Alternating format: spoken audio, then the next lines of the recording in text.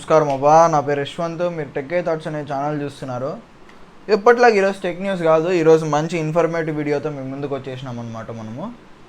ఏమి ఈరోజు వీడియో అంటే ఏఐ ఆర్టిఫిషియల్ ఇంటెలిజెన్స్ మనందరికీ తెలిసిందే. ఇది ఇప్పుడిప్పుడు ఏమేమి చేస్తుందని. దీనివల్ల మనకి వచ్చే లాభాలు మీ అందరికీ తెలుసు, కానీ నష్టాల గురించి ఎవరు ఆలోచించడం లేదు. అందరూ వాడుతున్నారు, చాట్‌జీపీటీ, గ్రోక్, అది ఇది అని అందరూ వాడుతున్నారు, ఇమేజ్లు జనరేట్ చేస్తున్నారు, అన్నీ చేస్తున్నారు, అంతా బాగుంది.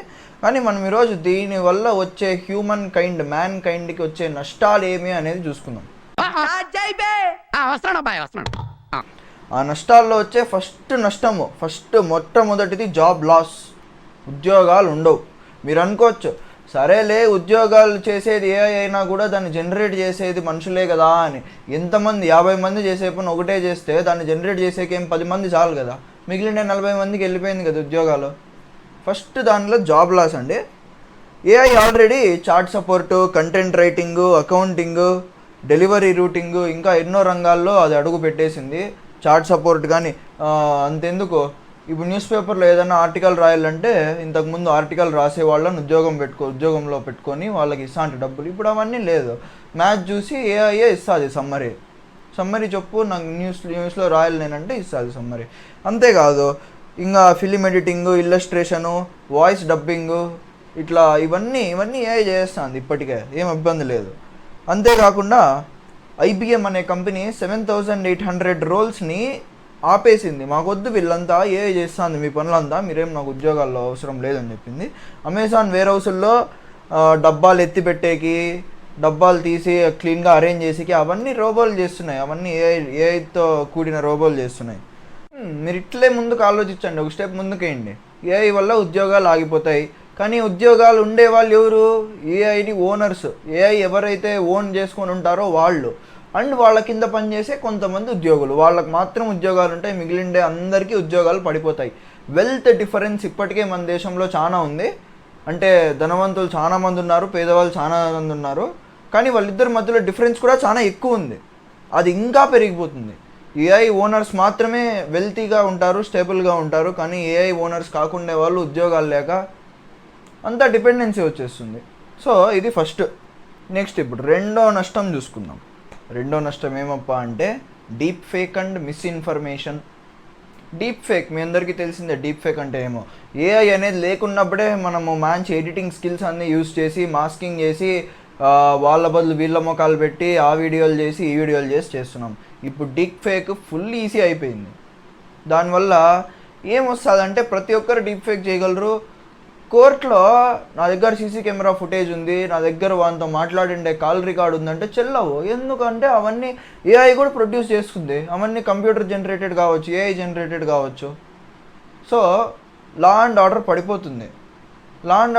ఎందుకు పడిపోతుందంటే కరెక్ట్గా జడ్జిమెంట్ ఇవ్వలేము. అందుకని డీప్ ఫేక్ అండ్ మిస్ఇన్ఫర్మేషన్. ఎందుకంటే 2024లో కూడా ఒక వీడియో వైరల్ అయిపోయింది, ఒక యాక్టర్ పేరు మనకొద్దు. యాక్టర్ వీడియో వైరల్ అయిపోయింది. ఎక్స్పర్ట్స్ కూడా చాలా కష్టపడినారు ఏది ఫేక్ ఏది రియల్ అని జడ్జ్ చేయడానికి. నెక్స్ట్ నష్టం ఏమప్పా అంటే death of human skill. Generation అంతా లేజీ అయిపోతుంది.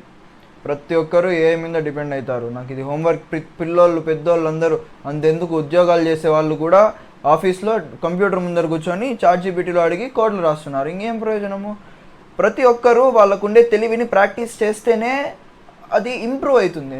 నువ్వు ప్రతిదానికి ఏఐ మీద డిపెండ్ అయితే ఫ్యూచర్ ఉండదు జనరేషన్కి. ప్రాంప్ట్స్ లేకుండా మనం ఏమీ చేయలేకపోయే పరిస్థితి కూడా వస్తుంది. ఎందుకంటే మన క్రియేటివిటీ అంతా ఏఐ లాగేసుకొనింది. అందుకే యూఎస్ఏలో, ఇండియాలో కూడా కొన్ని స్కూల్స్లో కూడా పిల్లలు ఏఐ యూస్ చేయడానికి వీలు లేదని చెప్పింది. యూఎస్ఏలో మ్యాక్సిమం చాలా స్కూల్స్లో ఏఐ పిల్లలు యూస్ చేయకూడదు. ఇండియాలో కూడా పెద్ద స్కూల్స్లో పిల్లలు ఏఐ యూస్ చేయకూడదంట. హోంవర్క్స్కి కానీ దేనికే కానీ ఏఐ బ్యాన్ చేసినారు. ఎందుకు బ్యాన్ చేసినారంటే మన బ్రెయిన్ డల్ అయిపోతుంది. మనకుండే తెలివిని మనం ప్రాక్టీస్ చేస్తూ ఉంటేనే అది ఇంప్రూవ్ అవుతుంది, మనకు గుర్తుంటుంది. మనం ప్రతిదానికి ఏఐ మీద డిపెండ్ అయితే వేస్ట్. నెక్స్ట్ మనకి ప్రైవసీ ఇన్వేషన్ అంటే ఏం లేదు. ఏఐని ఇంకా బాగా డెవలప్ చేయాలంటే ఏఐ డెవలపర్స్కి మనం ఎట్లా థింక్ చేస్తాము, ఏం చేస్తాము, ఎట్లాంటి వాటి మీద కొడతాము, ఎట్లాంటి వాటి మీద క్లిక్ చేస్తాము, ఏమేమి చూస్తాము, ఏం ఆలోచిస్తాము, ప్రతి ఒక్కటి వానికి కావాలా కాబట్టి వాడి డేటా అంతా కలెక్ట్ చేసుకొని వాడిని క్లీన్గా ట్రైన్ చేస్తాడు ఏఐని. సో ఇప్పుడు నీ భయాలేమి, నువ్వు దేన్ని ప్రేమిస్తావు, నువ్వు దేన్ని ప్రేమించవు, నువ్వు ఏమంటే ఇష్టం లేదు, అవన్నీ కొంతమందికే తెలియాల. నువ్వు ఆ పీపుల్ని కూడా నువ్వే సెలెక్ట్ చేసి పెట్టుకుంటావు. నీ భయం ఏమో అందరికీ నువ్వు చెప్పుకోవు, నీ వీక్నెస్ అది నువ్వు అందరికీ తెలిసిపోతుంది. ఏఐ నువ్వేం ఆలోచిస్తున్నావు అంతెందుకు, నువ్వు టైప్ చేసే స్పీడ్ని బట్టి నీ మూడ్ ఏమి అని కూడా చెప్పగలదు ఏఐ.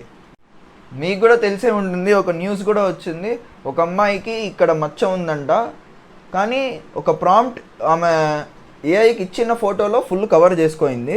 ఒక ప్రాంప్ట్ ఇచ్చింది, ఆ ప్రాంప్ట్ ఇచ్చిన ఫోటోలో డ్రెస్ స్లీవ్లెస్ ఉంది, కానీ అదే స్పాట్లో కరెక్ట్గా ఏఐ మచ్చ కూడా పెట్టింది. ఎట్లా పాసిబుల్ ఇది? ఏఐ డేటా కలెక్ట్ చేసుకుంటాను. దయచేసి అట్లా చేయొద్దండి. ఎంత కావాలో అంతే వాడండి ఏఐని, ఎక్కువ డేటా కూడా ఇవ్వద్దండి. ఎంత అవసరం ఉందో అంతే లిమిట్గా వాడండి, జాగ్రత్తగా వాడండి. నెక్స్ట్ నష్టము ఇది చాలా ప్రమాదకరమైనది. ఇది గాన జరిగితే ఏమవుతుందో కూడా ఊహకు అందదు. 2 ఏఐలు కొట్లాడితే ఎట్లుంటుంది మీరే ఊహించుకోండి. ఇద్దరు మనుషులు కొట్లాడితేనే ఇట్లున్నాం మనము. 2 వరల్డ్ వార్లు జరిగినాయి, ఎన్ని దేశాలు కొట్లాడితేనే. 2 ఏఐలు కొట్లాడితే 2 ఏఐలు ఎందుకు కొట్లాడతాయంటే నెక్స్ట్ దాని ప్రమాదం గురించి కూడా మాట్లాడుకుందాము. ఏమంటే దాన్ని తనే బిల్డ్ చేసుకుంటుంది, ఏఐని ఏఐ డెవలప్ చేసుకుంటుంది. అంతే ఆ తెలివిగానుంది మనకి ఏఐకి. ఏమవుతుందంటే 2020లో యునైటెడ్ నేషన్ కూడా రిపోర్ట్ చేసింది, Libya attacked using first autonomous drone strikes అంట. అంటే హ్యూమన్ ఆర్డర్ అవసరం లేదు ఆ డ్రోన్స్కి, వాటిల్లో న్యూక్లియర్ బాంబులు ఉంటాయి, ఆ డ్రోన్లు పోయి కరెక్ట్గా టార్గెట్ లాక్ చేసి ఉంటాము, ఆ టార్గెట్కి పోయి బాంబు వేస్తారు. క్లీన్ సింపుల్ అటాక్, అది ఎవడేం మాట్లాడే పని కూడా లేదు. ఇట్లాంటి అటానమస్ డ్రోన్ స్ట్రైక్స్ మీద కూడా యుఎస్, రష్యా, చైనా, ఇజ్రాయెల్ ఇట్లాంటి బలమైన దేశాలు కూడా ట్రై చేస్తున్నాయి, వర్క్ చేస్తున్నాయి ఇట్లాంటి బాంబుల మీద. ఏఐని యూస్ చేసి బాంబు వేసేది, బాంబు తయారు చేసేది దాని వాటి మీద. ఇది ఇంతే కాదు, ఇంకా దండిగా ఉన్నాయి ప్రమాదాలు. ఇట్లాంటి ప్రమాదాలు ఇంకా ఏమేమి ఉన్నాయో మీరు నా నోటి నుంచి వినాలనుకుంటే ఛానల్ని సబ్స్క్రైబ్ చేసి పెట్టుకోండి. నెక్స్ట్ వారం ఇట్లాంటిదే ఇంకొక న్యూస్ వస్తుంది. నెక్స్ట్ వారం కానీ నెక్స్ట్ 10 రోజుల్లో 5, ఇప్పుడు ప్రస్తుతానికి 5 చెప్పినా కదా, ఇంకా కొన్ని చెప్దాం. ఇంకా ఏం తక్కువ లేదు ఏఐతో కథ, పెద్దది ఏఐది. సరే, జాగ్రత్తగా ఉండండి, ప్రశాంతంగా ఉండండి. ఈ వీడియో మీకు నచ్చిన వాళ్ళందరికీ షేర్ చేయండి, అందరూ చూడండి, ప్రశాంతంగా ఉండండి.